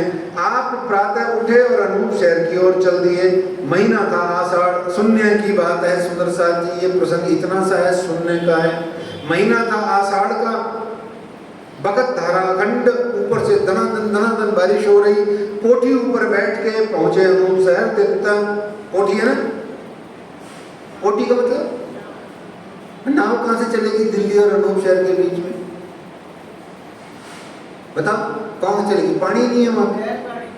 हाँ, पोटी का मतलब होता है बैलगाड़ी, ये कई जगह नाम लिखा हुआ है, गलत मत समझना, वो पानी ही नहीं है। अनूप शहर जाते हैं तो पानी नहीं है, शाहजहाँपुर गोड़िया में जाओ तो भी पानी नहीं है। अच्छा है भी तो इतना सा है, जमुना जी को पार किया, कड़कड़दुमा पहुंचे, खत्म हो गई जमुना जी बेचारी, जमुना पार पहुंच गए, गाजियाबाद चले गए, अनूप शहर आ गया, बताओ पानी कहाँ है। ऐसा कई जगह नाम लिखा हुआ है, इसीलिए पूछा आपसे। पोटी का मतलब होता है बैलगाड़ी। तो पोटी ऊपर बैठ के पहुंचे अनूप शहर, तत्क्षण आप वहां से पहुंच गए अनूप शहर। अब यहाँ सुनने का प्रसंग है, रास्ते में श्री जी की पाचन क्रिया गड़बड़ा गई। जिन्होंने तीज चौथ की इस बार की बड़े मंदिर में चर्चा सुनी है, उनको ये प्रसंग ध्यान होगा कि इस बार की जो चर्चा करी थी वो इसी प्रसंग से शुरू करी थी, है ना। जब भी उन्होंने इशारा, जो इशारे का इशारा मैचिंग होगा, रास्ते में श्री जी का पाचन क्रिया गड़बड़ा गया, स्थिति गंभीर हो गई, तो कहते हैं कि इन समय शरीर को बड़ी भई कसोट, इन समय शरीर को बड़ी भई कसोट, डर के लाल बाई रोई ले धनी की ओट। लाल बाई यानी लालदास जी की धर्म पत्नी रोने लगी, राज्य महाराज की ओर मुखार बंद करके अक्षरातीत पिया प्राणनाथ को पुकारने लगी, अरे ये क्या हो गया, यानी इतनी ज्यादा आपके पेट में इंडाइजेशन हुआ, डिहाइड्रेशन हुआ, तो आप में निर्बलता, तो शरीर में कमजोरी आ गई। उस समय रोने लगी तो श्री जी साहब जी ने क्या कहा, बताओ क्या कहा। अभी मैं नहीं जाने वाला। उस समय श्री जी ने कहा, फिक्र ना करो, अभी मेरी सूरत न फिरी निज धाम, जिस दिन फिरेगी मैं तुम्हें सूचित कर दूंगा। तो धनी ने सूचित कब किया, तीज के दिन के चौथ के दिन, तीज के दिन सुबह सुबह चर्चा कथा कर रहे थे, प्रातः 6 से 9 के बीच में। उन्होंने कहा, अच्छा सुंदर साथ जी क्या, अब हम धाम चलते हैं, तुम हो जो सबे होशियार, जाएंगे अब हम धाम। और श्री जी साहब जी मौन हो गए, है ना। ऐसे ही हुआ था ना, ये देखो। तो यहाँ जबराइल ने जोरा किया, और फिर उसके बाद में सनंद ग्रंथ, सुंदर सा ग्रंथ, जो एक बार सनंद ग्रंथ को पढ़ लेगा वो पिया प्राणनाथ का दीवाना हो जाएगा। ये मेरा वादा है,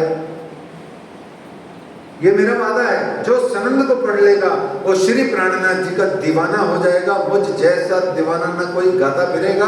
और जो सिंधी को पढ़ लेगा वो निश्चित जानो इस जगत संसार में रो रो के पिट पिट करके अपने पिया का दर्शन एक दिन करके ही मरेगा।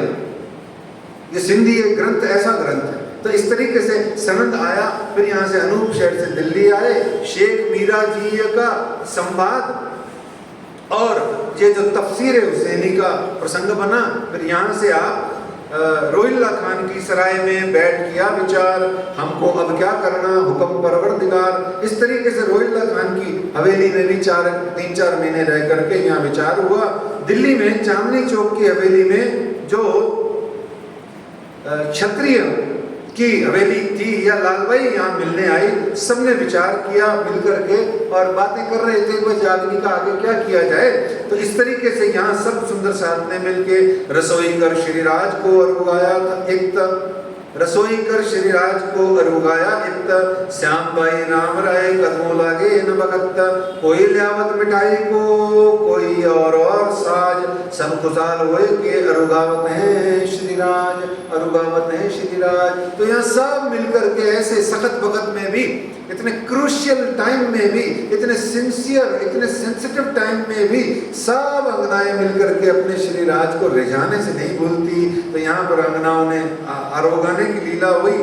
फिर यहीं से श्री कांजी बाई को कासिद बना के 5 अधिकारियों के पास में लेटर बना के भेजा, पर किसी ने भी खूब दिन तक कोई जवाब नहीं दिया। और यहाँ नंदलाल घड़ियालची फिर धनी पर ईमान लाया, फिर उसने क्यों है रुक्का आया, उसने रुक्का चिपकाया मुसलमाना में। तो इस तरीके से यहाँ पर 12 मोमिनों की ड्यूटी लगाई गई, जाओ धनी पर कुर्बान हो जाओ। और जा करके 12 मोमिन जामा मस्जिद की सीढ़ियों पे सनंदे गाने लगे, और जैसे जैसे सनंदे गाते तो सिद्दीक फौलाद ने उनको कैद कर लिया, और कैद करके तरह तरह की यातनाएं दी, कैद में रखा और तरह तरह के जुल्म ढाए। और इसमें 12 मोमिनों को इतना जुल्म ढाया जैसे कोई वर्तमान में जैसे हम पाकिस्तान में पहुंच जाएं तो हमारा हाल करते हैं, ऐसे भी ज्यादा बुरा हाल किया, जिसके लिए राजी कहते हैं न हम काबू का धन लिया। महामती लालदास जी उनकी व्यथा वर्णन करते हुए क्या कहते हैं, न हम काहू का धन लिया न कछु किया चिनार। देखो 2 ही अपराध होते हैं इस दुनिया में, जर जोरू जमीन, जिसको देसी भाषा में बोलते हैं, है ना। तो न हम किसी का, न हम काहू का धन लिया न कछु किया चिनार, न किसी से छल किया, न किसी को तकलीफ दी, न किसी का पैसा छीना, चोरी भी हम ना करी, हमने कोई चोरी ठगी भी नहीं करी। तो तुम ऐसा क्यों ख्वार, हमको ऐसा क्यों ख्वार कर रहे हो, क्यों इतना मार पीट रहे हो। मोमिन हाथ पकड़ करके, हाथ जोड़ करके उनको पूछ रहे हैं। तो इस तरीके से ये प्रसंग चलता ना, यहाँ कांजी भाई सूचना लेके आए कि भाई जो है 12 मोमिनों पर अत्याचार हो रहा है। तो फिर इस तरीके से वहां पर शिरजी साहब जी का अंतर्मन रो पड़ा अपनी अंगनाओं के लिए, और बोले संदेश वाहकों पर इतना अत्याचार, इतनी यातनाएं, अब इन कट्टर शरीयत शरा तोरा के मुसलमानों को मैं अलग तरीके से विनाश करके छोड़ूंगा, इनका अब अंत निश्चित है। ऐसा शिरजी साहिब जी ने सोचा, और फिर उसके बाद में उन्होंने निश्चित किया कि 12 मोमिनों को तो चिट्ठी भेजी, पत्री भेजी, और कहा अभी तुम वहां से जितनी जल्दी हो सके आ जाओ। और इधर शिरजी साहिब जी ने सभी सुंदर साथ के साथ में मिलकर के यह मंत्रणा करी कि अब कोई एक हिंदू राजा को जगाया जाए जो इस औरंगजेब रूपी दज्जाल को नष्ट कर सके। याद रखना सुंदर साथ जी, औरंगजेब साकुमार नहीं है। सिर्फ 16 महीने तक इसको साकुमार के रूप में परखा गया, देखा गया, पर ये थी नहीं। देखो बहुत सिंपल सी बात है, मेरा कोई मत नहीं है इसमें, मैं तो जो अभी तक में लिखा है स्वाध्यायी हूँ, बताता हूँ। जैसे बिहारी जी को रतन क्या कहा गया, रतन भाई कहा गया। अच्छा मान लिया रतन भाई है, 1 मिनट मान लिया, पर माना नहीं गया, जबरदस्ती कहा गया। अगर नहीं कहा जाता तो बिहारी जी और आदि इत्यादियों को क्या कहा बाद में, फतेह करी दज्जाल सो कूच करे दारुल बका। बार बार जो बिहारी जी का नाम आया वो क्यों आया, धर्म विरोध धरा विषय करता कुरी दज्जाल, ताको मानो सिताब सो जो सब होए फसाल। क्यों कहते दज्जाल फिर उसको, क्या कोई परम नाम की अंगना दज्जाल का काम करती है इस संसार में? क्षमा कीजिएगा, ये लॉजिक ठीक नहीं है, है ना। आप सोचते रहिए, अपना हिसाब लगाइए। ऐसे ही औरंगजेब शाहकुमार नहीं है, नहीं है, नहीं है, तो अगर है तो राज्य क्या अपनी अंगना को उखाड़ के फेंक देंगे? विचार करो, ये लॉजिक जचता ही नहीं है, कुछ बनता ही नहीं है, सेटिंग ही नहीं बैठ रही ऐसे। इसलिए 16 महीने तक उसको माना गया, ऐसा समझा गया, पर वो परख करके वो पाई नहीं गई, क्योंकि जौहरी शराब तो श्री जी साथ चल रहे हैं। उन्होंने परखा, पूजा, जाना, पर वो नहीं थी तो उसको उखाड़ना उचित समझा। तो इस तरीके से आप श्री जी दिल्ली छोड़ के यहाँ से उदयपुर की ओर प्रस्थान किए। 16 माह तक यहाँ धर्म युद्ध चला। फिर पीछे 12 मोमिनों को भी जो है वहाँ से छोड़ दिया गया। औरंगजेब ने वहाँ से उनको छोड़ दिया, क्योंकि ले दे करके कुछ ना कुछ करके वो इस्लाम धर्म की ही बात कर रहे थे। तो औरंगजेब का उन पर प्रसन्नता हुआ, कुछ रास्ते का खर्ची पाती दे करके उन्होंने 12 मोमिनों को विदा कर दिया। ठीक है ना। लेकिन जब ये 12 मोमिन वहाँ थे तो कांजी भाई सूचना लाए, तो यहाँ श्री जी साहब जी ने छोटी और बड़ी पत्री के माध्यम से इनको उत्साहित किया, प्रेरित किया। अब वो क्या था छोटी पत्री, बड़ी पत्री, सुंदर साहब जी, सबकी डिटेल तो नहीं कर सकते हैं, प्रसंग हमारे पास समय नहीं है इतना, परंतु एक बात समझने की, जो कोई छोटी और बड़ी पत्री को पढ़ता है या पढ़ लेगा, वो छोटी और बड़ी पत्री हमारे लिए कही गई है। किसके लिए कही गई है? हमारे लिए। अच्छा, हमारे में भी 2 प्रकार के लोग हैं। एक जो 12 मोमिनों की तरह कुर्बान होने की बात रखते हैं, जज्बा रखते हैं, और एक वो जो अभी जागृत होना चाहते हैं। तो दोनों के काम की है ये पत्री। जो राज्य के चरणों में कुर्बान होने का चल रहा है वो भी है, और जो राज्य महाराज के लिए समर्पित होना चाहते हैं, अभी और निखारना, निरखना चाहते हैं, उनके लिए भी ये छोटी बड़ी पत्री है। इसलिए जीवन में छोटी बड़ी पत्री आपको उस समय जरूर पढ़नी चाहिए जब कभी आपके जीवन में नेगेटिविटी आ रही है, जब आप बहुत ज़्यादा डल, डिप्रेस अपने आप को फील कर रहे हो, या कोई शरीर का या कोई संसार का या कोई घर परिवार का दुखड़ा आपको तंग कर रहा हो, उस समय इसको पढ़ोगे, आपके अंदर में ऊर्जा भर आएगी, आपके अंदर में नया उत्साह आएगा, अपने आप आएगा। ये स्वयं राज्य महाराज की लिखी हुई पत्री है, जिसको महामती श्री लालदास जी महाराज ने प्रयास करके एज इट इज वर्णन करने का प्रयास किया। तो इस तरीके से कहते हैं, तब पाती लिखी हादिये ने करने खातिर जमा मोमिन सिखापन सब विद की सुनियो दिल रोशन।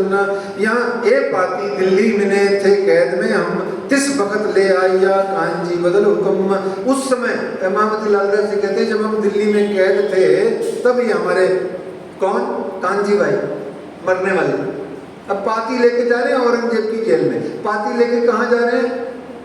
अहमदाबाद के सुल्तान की जेल में औरत बन के जा रहे हैं। उनको पता है, किसी ने भी देख लिया ना कि यार ये तो आदमी है, औरत की जैसी चाल लग नहीं रही है, पकड़ लेता तो तलवार से गर्दन कटती कि नहीं कटती? हाँ जी कि ना जी? कटती ना। हम जाते हैं क्या ऐसी जगह? नहीं जाते। खड्डा हो तो ही नहीं गिरते हैं, कीचड़ हो तो ही नहीं जाते हैं जरा सा भी, ओ पानी यूं जाते हैं इधर से।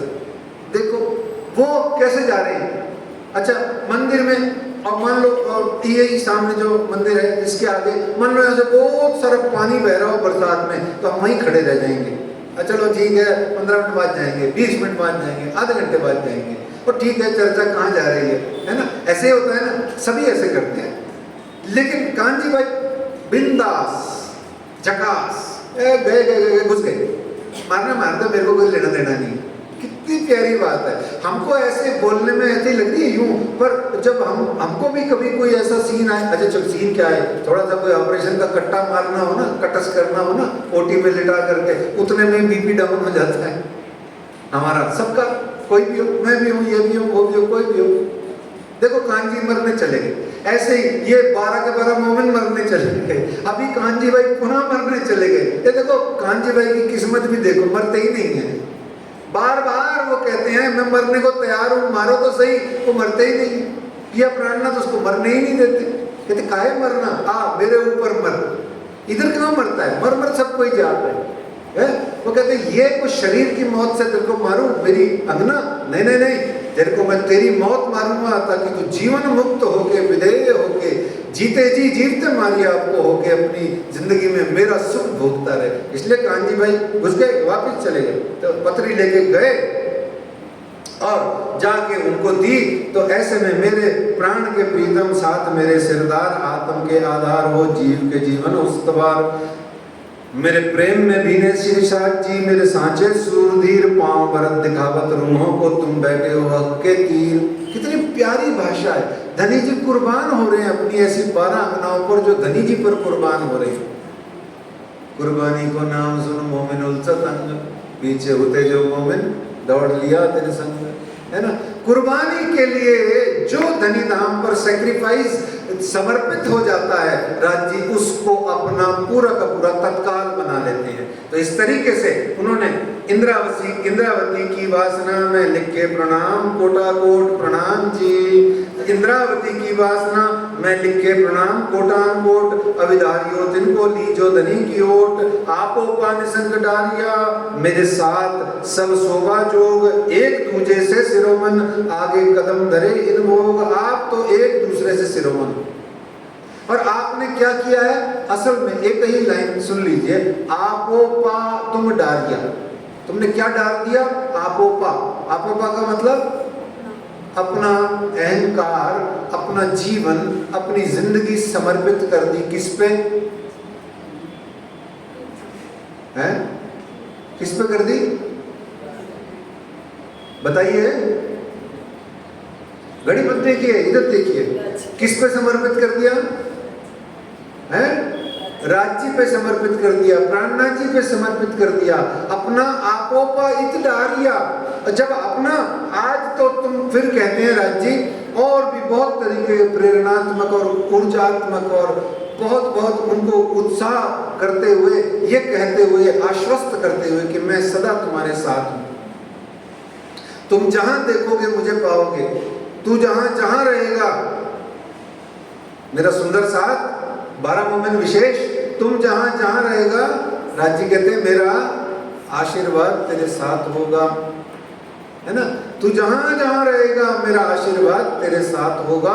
इस तरीके से राज्य महाराज ने वो पत्री, दोनों पत्री छोटी और बड़ी लिख के भेजी, और कहते हैं अंत में कि आज तुम 12 हो, आज तो तुम 12 हो, अब तो तुम 12 हो, तुम मिल सी 12,000। आज तुम सिर्फ मरने मिटने वाली 12,000 अंगनाएं हो, जिनको सृष्टि को अखंड करना है और परम धाम वापस चलना है। जिस दिन देखना तुम ही 12 जो हो वो बीज भूत हो, और जब तुम्हारा बीज जिस दिन वृक्ष बन जाएगा, उस दिन तुम 12,000 हो जाओगी, और वो 12,000 इस संसार की सारी अनंत ब्रह्म सृष्टियां सारी मिलकर के अनंत जीव सृष्टियां और ईश्वरी सृष्टियों को जागृत करके तुम देखना, तुम ही परम धाम आने का सतयुग के बीज भूत इनो बीच रहे विस्तार का तुम कारण बनोगी।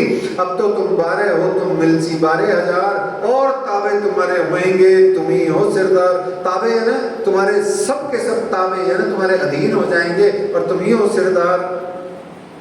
तुम सब कोई धन धन करेगा संसार, जो बानी सबकी देखेंगे एक तरफ धनी परवरदिगार। तो इस तरीके से जब हम सब देखेंगे तो तुम्हारा नाम इस ब्रह्म सृष्टियों के इतिहास में स्वर्णिम अक्षरों से लिखा जाता रहेगा।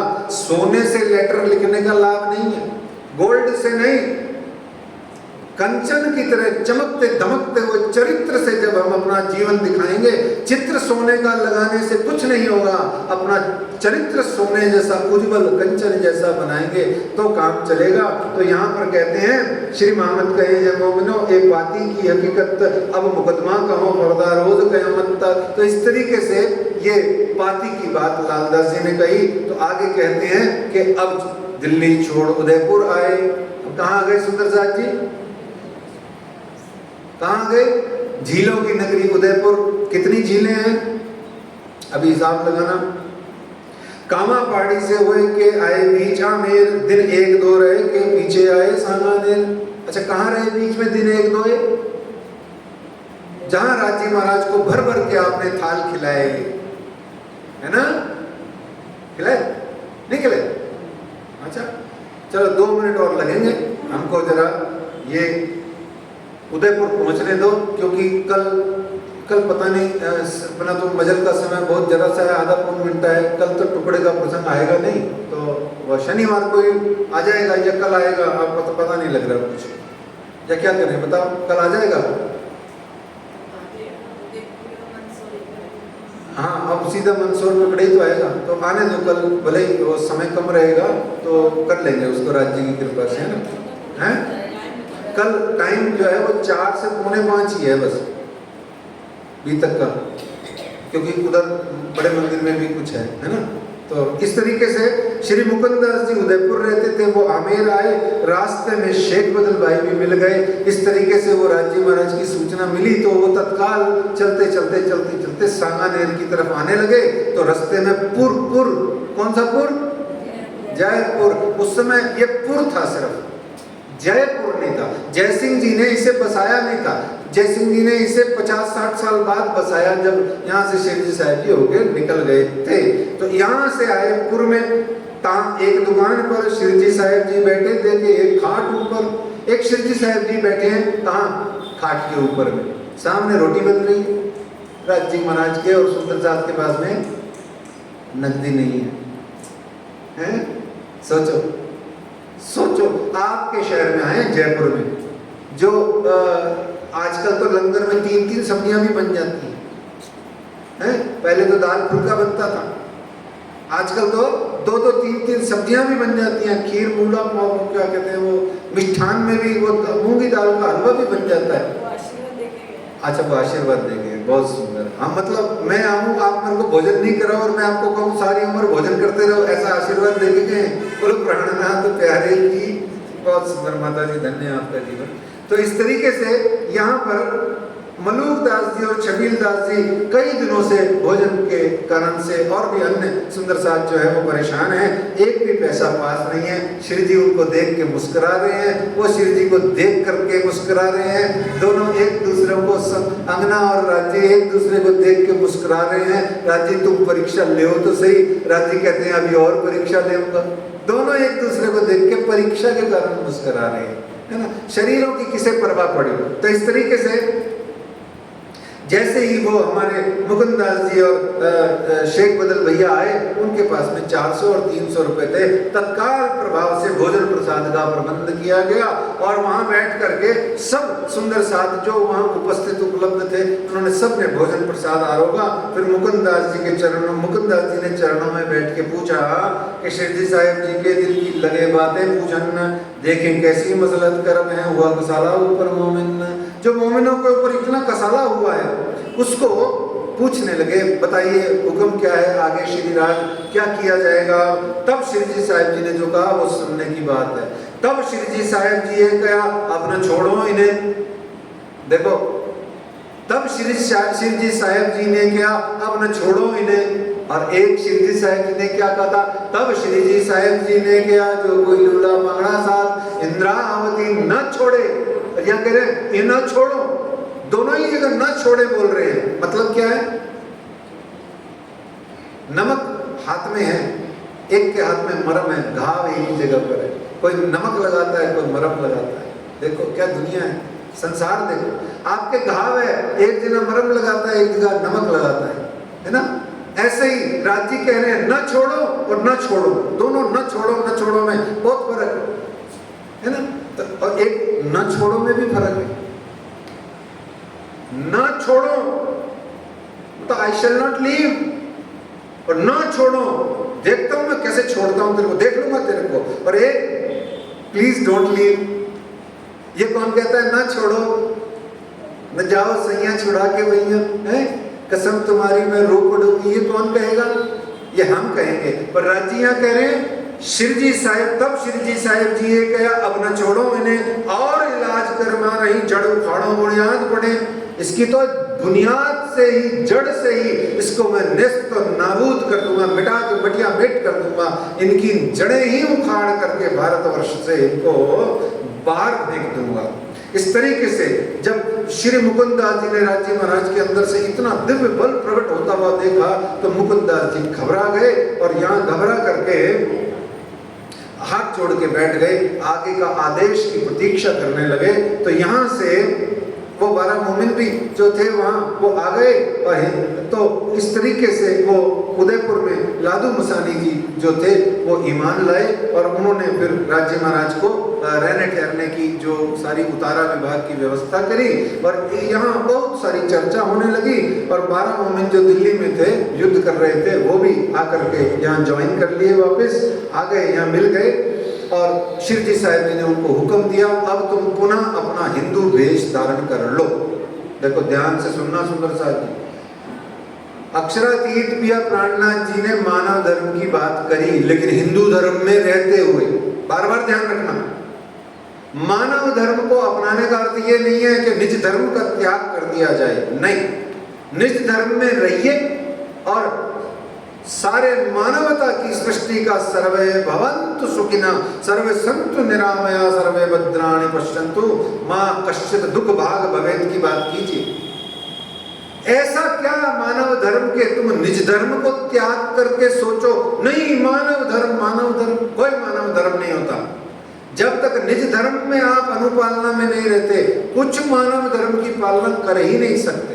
कौन है जो अपने धर्म का त्याग करके मानव धर्म की शिक्षा देता है? कोई नहीं देता। शिरजी ने भी नहीं दी। उन्होंने कहा तुम जाओ उनको जगाओ, उस विधर्मियों को जगाओ और उनके वेशभूषा को धारण करके जगाओ। तो जब वापस लौट आए तो राज्य ने क्या कहा, अब अपना वेशभूषा धारण कर लो, या वेशभूषा से ही धर्म का निर्धारण हो जाता है। ये पूरा जगत संसार ऐसा है। अच्छा, अंत में एक सुन लीजिए बड़ी प्यारी बात, छोड़िए वेशभूषा को, जूते चप्पल से पता लग जाता है ये कौन से धर्म का है। कभी देखा है आपने जूता चप्पल, ये जो जूता चप्पल होता है पांव में पहनते हैं, इसी से पता लग जाता है ये कौन से धर्म का है। वेश कोई भी पहना हो कोई फर्क नहीं पड़ता। देखिए अंत में आपकी सेवा में आनंद है। कुछ ऐसे लोग हैं जो जूता चप्पल पहन के प्रेयर करते हैं। बताओ वो कौन है? जूता चप्पल पहना और अपने प्रार्थनालय में चले गए। बताओ वो कौन लोग हैं? पता लग गया ना, जूते चप्पल से पता लग गया ये क्रिश्चियन है। और देखो कुछ ऐसे लोग हैं जो इबादत प्रार्थना करते समय जूता चप्पल अपने पास में ही रख लेते हैं। वो कौन है? सिर्फ एक हिंदू धर्म के अनुयायी ऐसे हैं जो जूता चप्पल बाहर उतारते हैं। ना सिर्फ जूता चप्पल मोजा बाहर उतारते हैं, बल्कि उसके बाद में हाथ मुंह धो के कुल्ली करके पैर साफ करके अपने प्रार्थनालय में अपने मंदिर में वो आते हैं। बोलो सनातन हिंदू धर्म की। ऐसे आपको गौरव मिला है। राज्य ने पुनः कहा इसको आप पुनः वेश धारण कीजिए। यहाँ इन समय उदयपुर में बड़ा भया चर्चा का पूर्व, उदयपुर का बहुत प्यारा प्रसंग है, वो कल सुनेंगे, पर आज चौपाई से हम इस आज की मजल को, इस प्रसंग को विश्राम देते हैं। महामती लालदास जी भी थक गए होंगे, बहुत सारा सुना दिया उन्होंने आज हैं। वंदे भारत की ट्रेन की तरह उन्होंने आज यात्रा कराई हमारे को, तो इसलिए उनके चरणों में हम विराजमान वो जो हैं यहाँ पर, उनके चरणों में हम प्रणाम करके आज के इस प्रसंग को विश्राम देते हैं। इन समय उदयपुर में बड़ा भया चर्चा का पूर्व, दर्शन राज का हो वहीं बड़ा रोशन हुआ जहूर। तो कहते हैं इन समय उदयपुर में बड़ा भया चर्चा का पूर्व, दर्शन राज का हो वहीं बड़ा रोशन हुआ जहूर, बड़ा रोशन हुआ जहूर। बोलो श्री प्राणनाथ प्यारे धाम के धनी की, विजयाभिनंद बुद्ध निष्कलंक अवतार की, हरिद्वार तीर्थ की, समस्त वहां पर उपस्थित ऋषि मुनियों साधु जनों की, किसकी रह गई? 12 मोमिनों की। और कौन रह गया? कांजी भाई की पुनः जय, और नंदलाल घड़ियाल जी की भी जय है जी, लाल भाई जी की भी जय। वो रोई राज्य के लिए, इसलिए उसकी जय। और बताओ और कौन रह गया आज जयकारे से? बताओ। चलो जयपुर की भी जय। जयपुर में जो श्री प्राणनाथ जी का मंदिर, चरण मंदिर है, और श्री बैजूराज महारानी जी का, श्यामा रानी का चरण मंदिर है, दोनों की भी जय। चलो अंत में आप सब सुंदर साथ जो इस जगत में इस समय विराजमान होकर के हमारे प्रिय प्राणनाथ जी की लीला का श्रवण करके उत्साहित हो रहे हैं, प्रेरित हो रहे हैं, कुर्बानी के लिए तत्पर हो रहे हैं, उन सब सुंदर साथ की जय।